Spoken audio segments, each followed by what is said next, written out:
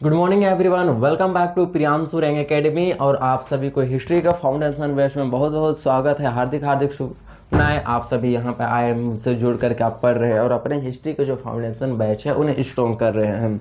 तो I hope आपको यह आश्वासन देते हैं कि आपके हिस्ट्री से कहीं भी क्वेश्चन है, कोई भी एग्जाम में पूछे जाएंगे तो वो छूटेंगे नहीं यदि आप अच्छे तरीके से मेरे से जुड़ करके करते हैं तो। और बहुत ही अच्छे तरीके से मैं समझाऊंगा भी, आपको हर एक चीज़ डाउट्स क्लियर करेंगे।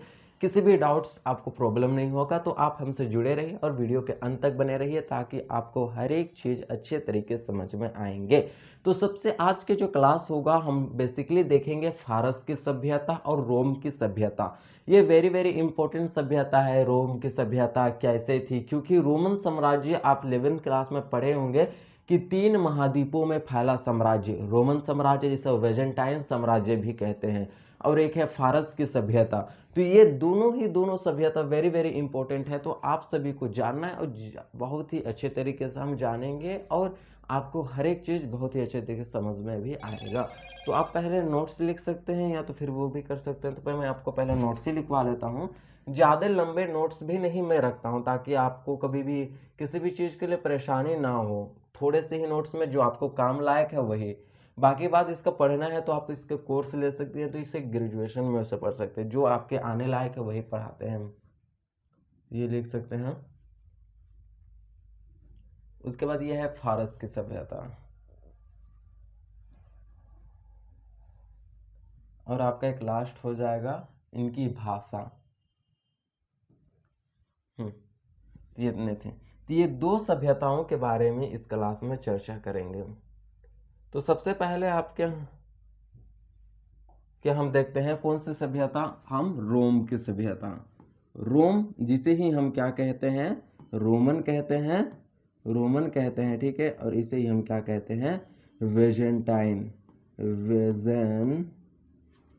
वेजेंटाइन। हम क्या कर सकते हैं, लास्ट में आप सभ्यता जोड़ दीजिएगा। इन नामों से इन्हें क्या जाना जाता है। यह सभ्यता कितना 100 ईसा पूर्व में विकसित हुई, तो 600 बीसी यानी कि बिफोर क्राइस्ट, ईसा पूर्व, जिसे हिंदी से हम लिख सकते हैं ईसा पूर्व, ठीक है। तो ये 600 ईसा पूर्व में यह सभ्यता विकास देखने को मिली जो कि रोमन में हुई थी। रोम अभी वर्तमान में किसकी राजधानी है, आप बता सकते हैं कि रोम अभी वर्तमान समय में किस देश की राजधानी है।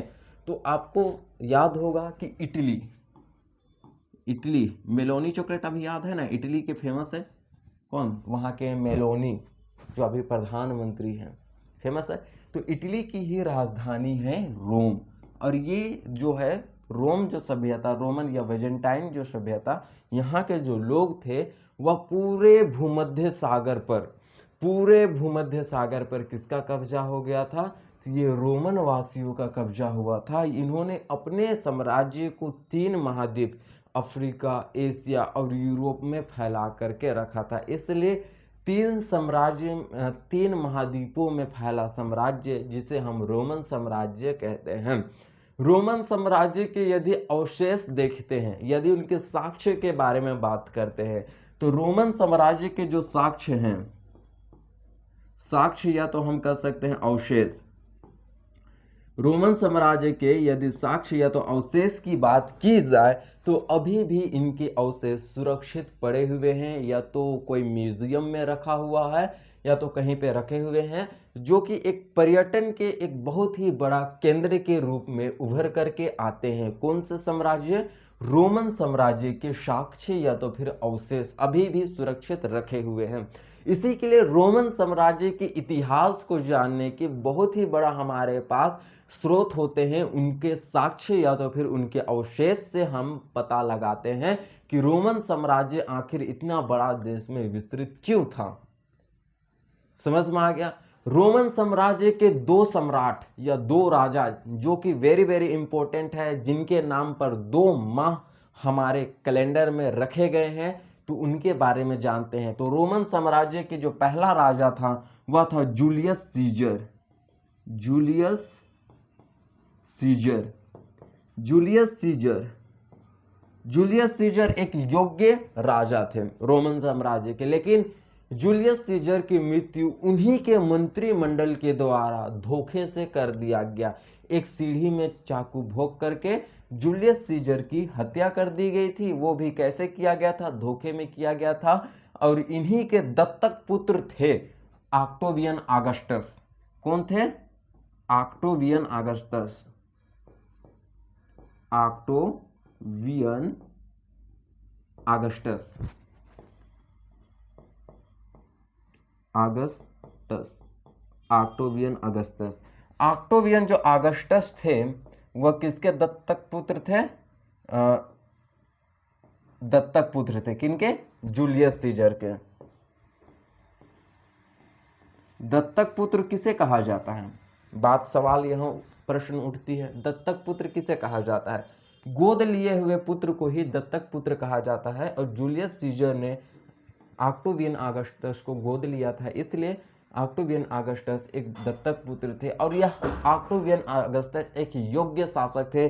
सबसे ज्यादा यदि रोमन साम्राज्य के विकास में अगर कोई राजा का सबसे ज्यादा भूमिका थी तो वो थे ऑक्टेवियन ऑगस्टस। ऑक्टेवियन ऑगस्टस के चलते ही रोमन साम्राज्य अपने चरमोत्कर्ष पर पहुंच पाया और वह इतने ज्यादा विस्तृत हो पाए। तो जूलियस सीजर के नाम पर ही कौन सा जुलाई का मन पड़ा? जुलाई। जूलियस सीजर के नाम पर ही जुलाई जो कि 31 का माह होता है। और ऑगस्टस, ऑक्टेवियन ऑगस्ट के नाम पर ही अगस्त का माह पड़ा, अगस्त, जो कि ये भी 31 के होते हैं। तो ये दोनों ऐसे शासक थे। और जूलियस सीजर नामक नाटक, जूलियस सीजर नामक नाटक, जूलियस सीजर, सीजर नामक नाटक, जूलियस सीजर नाटक की जो रचना किए थे विलियम शेक्सपियर। कौन थे? William Shakespeare. William Shakespeare. तो विलियम जो शेक्सपियर थे उन्होंने जूलियस सीजर नामक नाटक की रचना की थी। यही थे आपके रोमन साम्राज्य। तो रोमन साम्राज्य की यदि हमें उत्कर्ष देखने को मिलता है तो वह 600 बीसी में देखने को मिलता है। यह रोम अभी वर्तमान में इटली की राजधानी है और इटली की प्रधानमंत्री मेलोनी है। मेलोनी। अभी उनके इंस्टाग्राम में प्रधानमंत्री नरेंद्र मोदी के साथ उनके बहुत सारे रील्स फेमस हुए हैं। तो आपको जाना है मेलोनी चॉकलेट उन्हें गिफ्ट भी दिए गए हैं, तो ये आप सबको याद होंगे। तो रोमन साम्राज्य या तो वेजेंटाइन साम्राज्य, आपको यहाँ पे कोई दिक्कत, कोई डाउट्स? जूलियस सीजर और ऑक्टेवियन ऑगस्टस, जूलियस के नाम पर जुलाई का मंथ पड़ा और ऑगस्टस के नाम पर अगस्त का। दोनों ही बड़े माह होते हैं, 31 के होते हैं। अभी कौन से मंथ चल रहे हैं? अगस्त के मंथ। तो अगस्त मंथ चल रहे हैं 2026 के, समझ में आ गया। तो ये थे आपके रोमन साम्राज्य, रोमन या वेजेंटाइन सभ्यता या तो साम्राज्य कहते हैं, जो कि 3 महाद्वीप, कहाँ कहाँ? अफ्रीका, यूरोप प्लस एशिया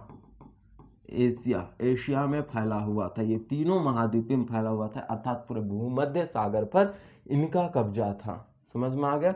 ये धीरे धीरे इनका पतन कैसे हुआ कि राजनीतिक अस्थिरता, गृह युद्ध, इस कारण से आर्थिक स्थिति पे गिरावट, इस कारण से ये साम्राज्य का धीरे धीरे क्या हो गया? पतन हो गया। तो पतन होने का प्रमुख कारण क्या है? राजनीतिक अस्थिरता। कभी भी अगर आपके घर में राजनीतिक स्थिरता अगर जन्म लेते हैं तो वह आपके किसी भी चीज का पतन होने का मुख्य कारण बनता है। गृह युद्ध इनके आंतरिक आर्थिक समस्या जो कि इस साम्राज्य का पतन होने का सबसे बड़ा कारण बन करके यहाँ उभर करके आए थे। रोमन साम्राज्य व्यापार पे ज्यादा महत्व दिया करते थे, व्यापार। क्योंकि हमारा अगर देखा जाए, आप पढ़ेंगे हमारे भारत के इतिहास को, तो वह होगा आपका कौन? संगम काल यदि आपको पढ़ाएंगे तो आपको पढ़ना होगा, इतिहास में आगे पढ़ाएंगे संगम काल के समय जो चोल शासक थे, कौन थे? चोल शासक अपना व्यापार रोमन से करते थे, रोम से किया करते थे। इसी के लिए रोमन साम्राज्य उस टाइम बहुत ही ज्यादा फेमस हुए थे और ये रोम से करते थे। रोम साम्राज्य लगभग शताब्दी, शताब्दी यानी कि 320 की, ये 300 से नीचे की शताब्दी में ये सारे काम किया करते थे। ये इसी के लिए रोमन साम्राज्य इतना फेमस था। कहीं पे कोई डाउट समझ में आ गए? तो रोमन साम्राज्य से व्यापार हमारे भारत के कौन से वंश किया करते थे? तो चोल वंश अपना व्यापार रोम से किया करते थे। और हम लोग के सिंधु सभ्यता के लोग भी रोम से व्यापार करते थे, इनके साक्ष्य मिले हुए भी हैं। तो चलिए हम अगला हम देखते हैं फारस की सभ्यता। अगला हम देखते हैं फारस की सभ्यता। फारस की सभ्यता आपके टॉपिक होंगे। इनका विकास कब देखने को मिला था? 500 ईसा पूर्व। डेट याद रखना है। तो 500 बीसी में हुआ था, वो 600, ये 500 बीसी में हुआ था। ये उतने इम्पोर्टेंट नहीं। फारस जो कि वर्तमान में इसे क्या नाम से जानते हैं? ईरान के नाम से जानते हैं फारस को। तो यहाँ पे सभ्यता हो गई थी। फारस के लोग जो हुआ करते थे वो फारसी भाषा बोलते थे। कौन से भाषा बोलते थे? फारसी भाषा बोलते थे। पारसी धर्म मानते थे। पारसी धर्म बहुत ही ज़्यादा महत्वपूर्ण धर्म है, बहुत ही अच्छे धर्म है। पारसी धर्म के बहुत सारे जो लोग हैं हमारे देश में हैं, जैसे कि रतन टाटा, वो कौन से धर्म के से संबंधित थे? पारसी धर्म से संबंधित थे। वो पारसी धर्म को मानते थे। तो पारसी धर्म एक तरह से बहुत अच्छे धर्म होते हैं। पारसी धर्म के अधिकतर जो लोग होते हैं वो बहुत ज़्यादा दान देते हैं। जैसे कि रतन टाटा, उनकी मृत्यु हो चुकी है, तो उन्हें बहुत सारा दान हमारे देश में सबसे ज़्यादा अगर भारत में अगर दान दिया करते थे तो वो थे रतन टाटा। ठीक है, तो वो पारसी धर्म से संबंधित थे। तो आपको याद रखना है कि फारस की जो सभ्यता का विकास 500, यहाँ के लोग फारसी भाषा बोलते थे। फारसी भाषा बोलते थे, ये भाषा थी। ठीक है, भाषा थी। प्लस ये कौन से धर्म को मानते थे? पारसी। पारसी पारसी धर्म को अपनाते थे।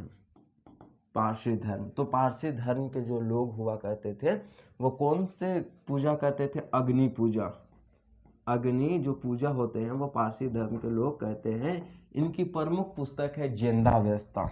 जेंदा अवेस्ता, जेंदा अवेस्ता, अवेस्ता इनकी प्रमुख। जेंदा अवेस्ता जो है इन पारसी धर्म के प्रमुख पुस्तक है। और इनके जो संस्थापक, पारसी धर्म के संस्थापक जरथुस्त्र को माना जाता है।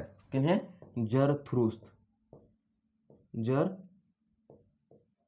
ये मटेरियल में नहीं लिखे होंगे, इसे अलग से नोट्स कर लीजिएगा। ठीक है, जरथुस्त्र को माना जाता है। अग्नि पूजा कहते हैं। इनकी प्रमुख पुस्तक जेंदा अवेस्ता है। पारसी धर्म का विकास फारस के सभ्यता के समय हुआ था और इस सभ्यता का अंत करने का श्रेय सिकंदर को जाता है।